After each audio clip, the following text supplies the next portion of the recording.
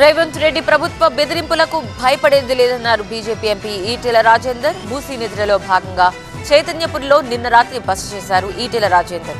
అంతకుముందు స్థానికులతో రచ్చబండ నిర్వహించారు. డిపిఆర్ లేకుండా ప్రాజెక్ట్ ఎలా చేస్తారన్న ఈటెల ఏ హామీ ఇచ్చి మూసీ ప్రాంతంలో ఇళ్లు కూలుస్తున్నారని ప్రశ్నించారు. మూసీ భూముల్ని కబ్జా చేసే ప్రయత్నం జరుగుతోందని ఆరోపించారు. ముందు హైదరాబాద్లో చెరువుల్ని ప్రక్షాళన చేయాలని ప్రభుత్వానికి సూచించారు.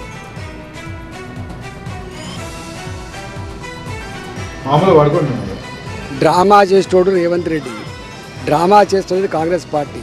ఇవాళ సోషల్ మీడియాలో లేదా మీడియాను అడ్డం పెట్టుకొని మీట్ల మీద అధికారానికి వచ్చింది తప్ప రియాలిటీ లేదనే విషయం అర్థమైపోయింది.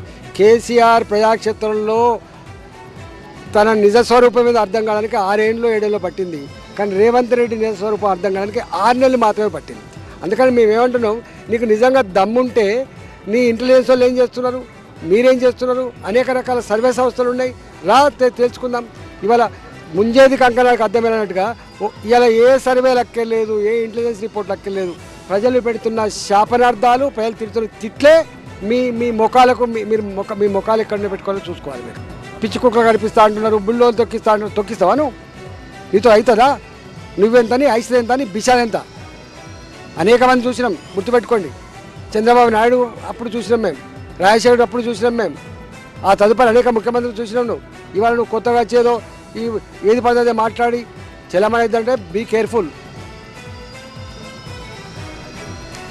కేంద్ర మంత్రి కిషన్ రెడ్డితో పాటు ఎంపీలు ఈటెల రాజేందర్, కొండా విశ్వేశ్వర్ రెడ్డి, రాజ్యసభ సభ్యుడు కె లక్ష్మణ్, ఎమ్మెల్యే వెంకటరమణారెడ్డి, మాజీ ఎమ్మెల్యేలు, మాజీ ఎమ్మెల్సీలు బస్తీ నిద్రలో పాల్గొన్నారు. ఆయా ప్రాంతాల్లో వారంతా పర్యటించి బాధితులకు భరోసా కల్పించారు. స్థానికులతో రచ్చబండ నిర్వహించి వారి సమస్యల్ని అడిగి తెలుసుకున్నారు.